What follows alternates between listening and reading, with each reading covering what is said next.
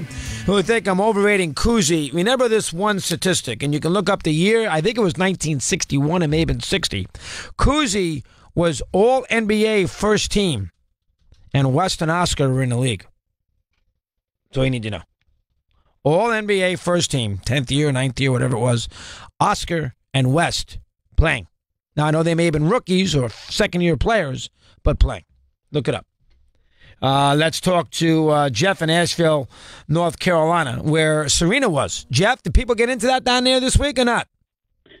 They did, Chris. I did not attend, but probably women's tennis was discussed more this past weekend than ever in the local Asheville area. There you go. Now, where did they play? They played indoors? I'm sure. Where did they play? Let me hear. It's called the Asheville Civic Center. They host basketball tournaments, some other concerts. It seats about 7,000. And as far as I know, it was sold out for the entire event. Wow, how about that? Now, it wouldn't have sold out if Serena wasn't there, correct? I absolutely agree with that. Okay, so Serena there, and it was into it all weekend. I learned something. All right, that's the first thing. Second thing, Jeff, is what? Let me hear. Okay, a couple of things on the Olympics. I'm watching the Winter Olympics, but enough of the curling. Every time I turn on the NBC Sports Network station, it's curling. I have no idea what that is. The rules are ridiculous, so enough of that. Regarding the movies, Dunkirk was probably the most boring movie I've ever seen. Oh, it's terrible. I absolutely concur. Totally overrated. Overrated. If that, I know it got nominated for Oscars. Christopher Nolan. What a waste of time. Now listen, he did a nice job with the cinematography. You got a little sense of what it was like to be in that beach in 1940. I'll buy that. But the movie itself was a complete, utter bore. 100% right. Go ahead. Next. Well, to the point that I slept through maybe 20 to 30 minutes of the movie. I went to go see it a second time, thinking that maybe I saw the first time in Laguna Beach on July 25th or something, the family, comfort seats, and I said, geez. And then I said to myself, maybe I missed something, and I went the second time on October 6th, and I walked out after 45 minutes. Overrated. Yeah, it's painful. Tough to watch it, 100%. Yeah, and Darkest Hour, great movie, but I expected more. I thought it could be a little better. Did you have a problem, as I did, with the hearing and understanding what Churchill was saying?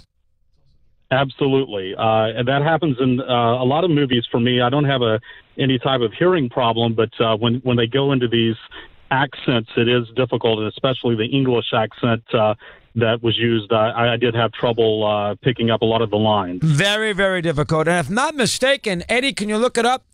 He played in the greatest game ever played. That was the Umat 1913, whatever it was, U.S. Open. And I believe Stephen Devine played Harry Vardon, if you can look it up. Could you look that up for me, please? Because Devine played Churchill's war cabinet minister in this movie, Halifax, who wanted to settle with Hitler. And then Churchill threw him to Washington down the road. I believe it was the same Stephen Devine. I was trying to figure out where I had seen him before.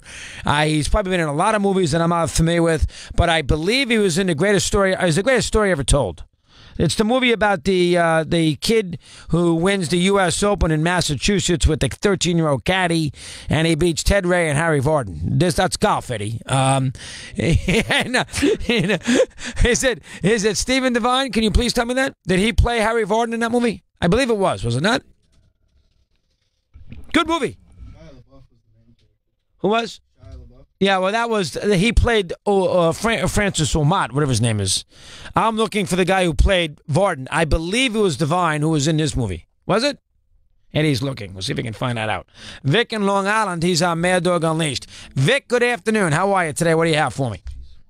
Doggy, I'm a refugee. How are you? Hey, refugee. Hit the music there. Ray, hit the music. Refugee. We got to be on the... There you go. On the life raft, a raft, by the way, that is filled up. On a raft in the middle of the Long Island Sound, trying to get away from and getting a little less dense with their ears, trying to find a sports show. Well, hopefully they found one. Vic, good afternoon. What's on your mind today? What do you have for me? Hey, Doggy, if you want to read a great book, it's a biography about Churchill called The Last Lion. Who wrote it? William Manchester? Is that who wrote it? I think it was Edmund Morris. I am familiar with the book. Yeah. I can't get. I've read enough Churchill books. Yeah, I can't read any more, but I read a couple of them. That's too many. But I'm familiar with it. The part they glossed over in the movie was he was beating Parliament's head in about Churchill about Hitler for years because he was beating the drum that Hitler was a menace, and nobody believed him. They thought he was crazy. Yeah, nobody believed. Nobody in the United States believed it either. 100% right. He understood that, and that's where Churchill gets all the credit in the world. It's almost like Churchill was put on this earth to be good against evil in World War II. I mean, I was thinking about that too. His whole life revolved around those 5 years. Thank God. Go ahead. Yeah, if if it wasn't for Churchill, Doggy, you'd be speaking German right now. Churchill, there's no other way around it, and you learn it from the movie. He saved the world from Nazism.